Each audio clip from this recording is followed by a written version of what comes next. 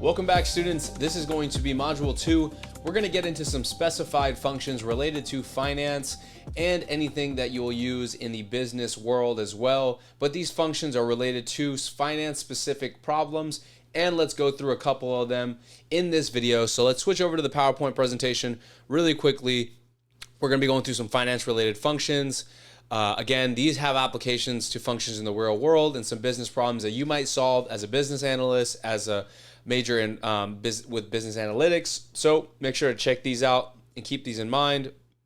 We're going to be hands-on today. I'm going to be using Windows as always.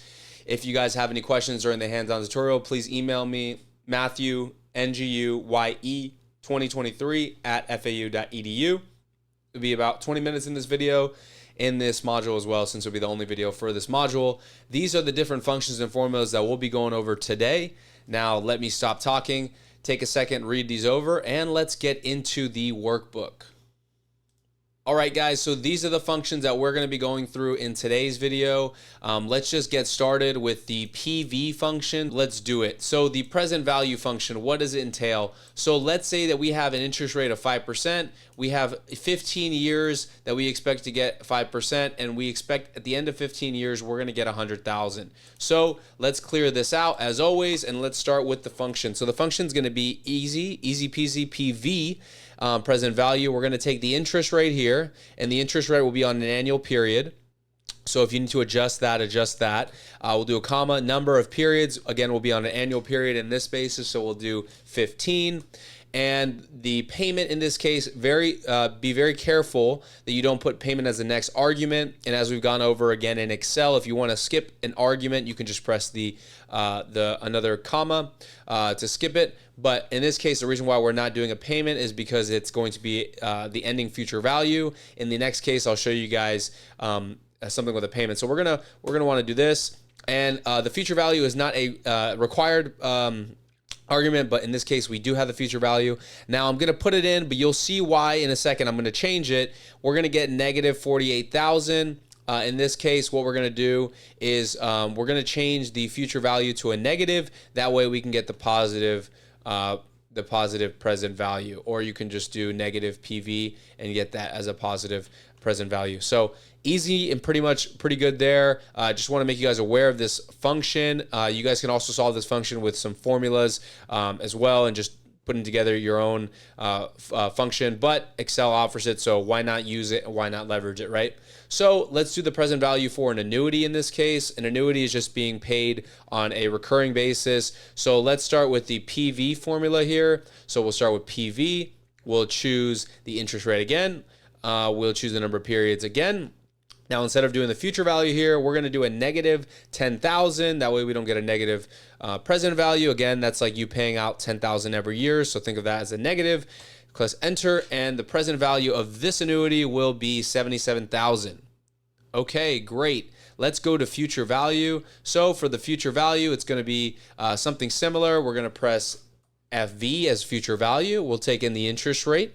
We'll take in the number of periods. In this case, the number of periods is 10 years. And we know that we're going to be paying into this annuity 10,000 per year. Let's close this out and click enter. Now, if we want to see this as a lump sum payment, instead of doing the payments as an annuity, we'll skip that argument there, and we'll get the future value of that as a lump sum in the beginning. But in this case, we're having payments here, so that is why we're doing that. Next is going to be the PMT function, or the payment function. So again, the PMT function, similar to the other functions, we're going to be taking in a rate. And also just wanted to let you guys know, if you don't want to do the equal sign, which I don't know why you wouldn't, but if you do the plus sign, it actually works the same. So if I just do plus 1, it'll actually work. Pretty cool, right? Anyways, equal sign, we'll do the PMT function. PMT, we'll take the rate. That will be the interest rate. We know the number of periods is going to be 30, but let's say we want to get the monthly rate in this case. So let's multiply this by 12, and then we're going to get the present value. We know that we're going to, this is going to be the loan amount value over time, This will be the loan amount value as a present value, so we'll do a negative here. And if you caught my error there, this will actually be the payment for the year, but what we want to do is we want to actually divide this by 12. So we're going to divide that interest rate by 12 to give us the monthly payment in this case. So the monthly payment will be $7,377.65. Just keep that in mind. If you're going to divide one by 12, you got to divide the other by 12. So let's do the rate. So the rate is a pretty useful function in this case by determining what interest rate we need to get a present value in order to reach a certain future value. So the rates will give us the amount of return that we need. So we're going to choose a number of periods. We'll do 10 periods. We know that in this case, we're not going to have a payment, but we are going to have a present value. So we'll skip the payment in this case. Our present value will be negative 15,000. And our future value will be this 40,000. We'll close this up. And we know that we need to have a target interest rate of 10% per year to get that as a present value. Okay, guys, so let's try to solve this on our own. Let's see if Excel was right. You have to trust in Excel as you trust in a parachute. Just know that if you are ready and willing to accept Excel, it will help you out in all the ways that it can. So let's just test this rate function out just to see how it works in practicality. So let's lock this in. We'll lock this in. And we'll pull this over. Let's equals this. Enter. And now let's pull this over. And then by the end of year 10, we should get our 40,000. Cool. Cool. All right. Let's move on to the next function, NP, number of periods, or N per. So in this case, you'll be given a present value or future value and a target interest rate.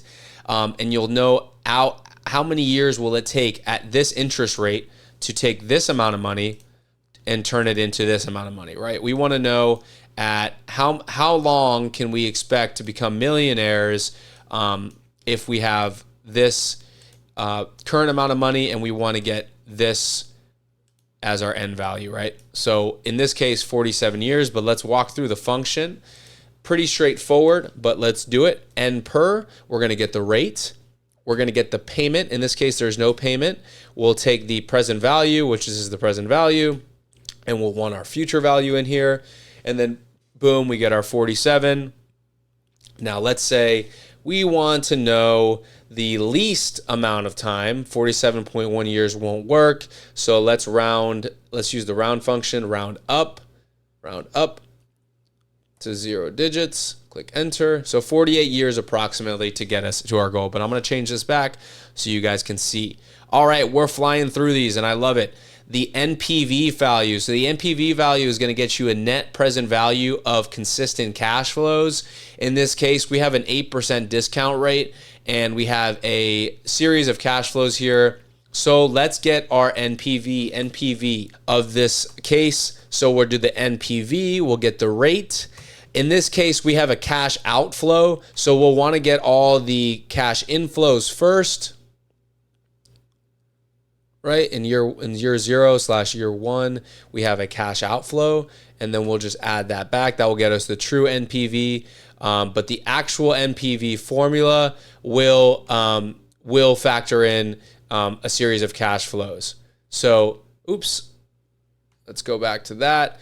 In this case, we will have 78,000 as our net present value. The IRR function is another metric to determine internal rate of return. So IRR, we have two series of cash flows. So in this case, we have cash inflows and cash outflows, and then we have our net cash flows. So let's just take our net cash flows in this case. If you would like to see how this is done, just inflows minus outflows. So the IRR in this case would be 15%. The internal rate of return will determine whether or not an investment is worth doing. Now let's go over XNPV and XIRR. They're just built on top of these other functions, but they allow you to do calculations based on a series of cash flows at different periods, which could be useful in your case or an application where you don't get the same amount of money on every single date for anything. So this factors in date. So in this case, what we'll do is we'll write equals X and PV. We'll get the rate. So the rate in this case will be the 5%. We'll get the values in this case. So this will be the values. And we will get the dates. Now let's go ahead and lock these in just because we're probably not going to do too much with this. So let's lock this in. Let's lock this in. Click enter. And that is our X NPV. So that's our net present value in this case. Also, I wanted to point out that the X NPV formula actually does not make you subtract out a negative cash flow in year 0. You can just include that in the formula. So that's a plus for the X NPV formula to get you the net present value. XIRR goes the same way with different cash flows over different periods of time. So let's do equals XIRR, and our values is going to be our values. And our dates are going to be those dates. Close this off, click enter, and that gets us that. Now, these are the functions in totality. Let's go on to an exercise that I find might be helpful for you guys with utilizing these functions.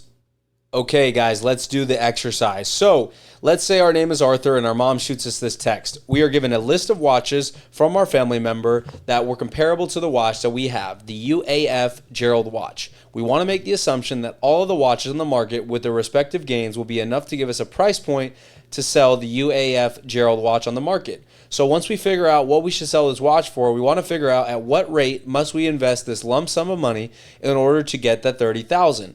Let's assume we do this for 10 years. So we want to find out the rate in 10 years to get us from the assumed average profit that we'll make from this watch to that $30,000. However, we also realize there's a 5% CD probably at a bank that we can invest our money into, and we want to know for how long it would take to have our money from the sale get to $30,000.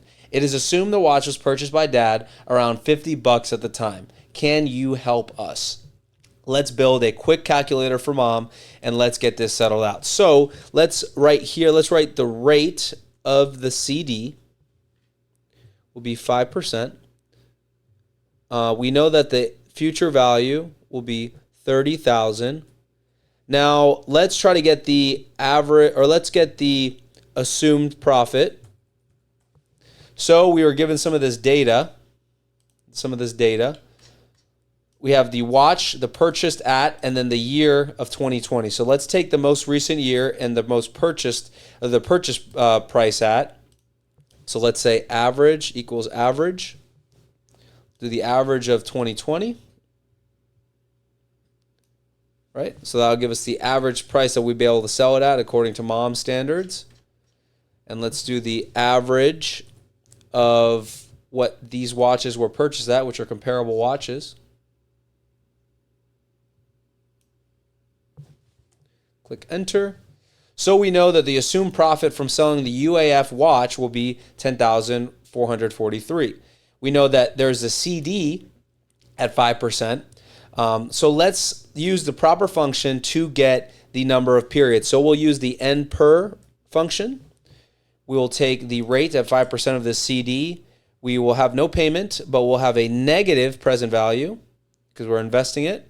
And we want to make it to this number. So we know at 5%, it will take us approximately 21 years to get to this desired amount. Let's round this up.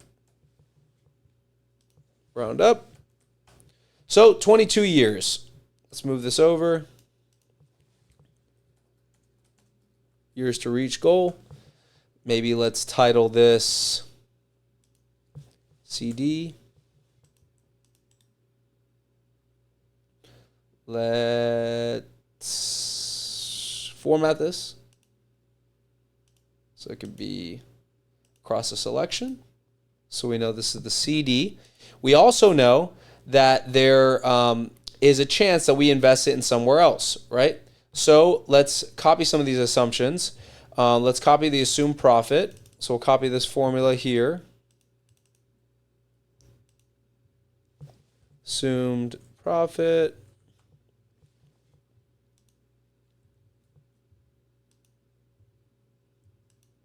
Let's say they want to do something else for a year or for 10 years.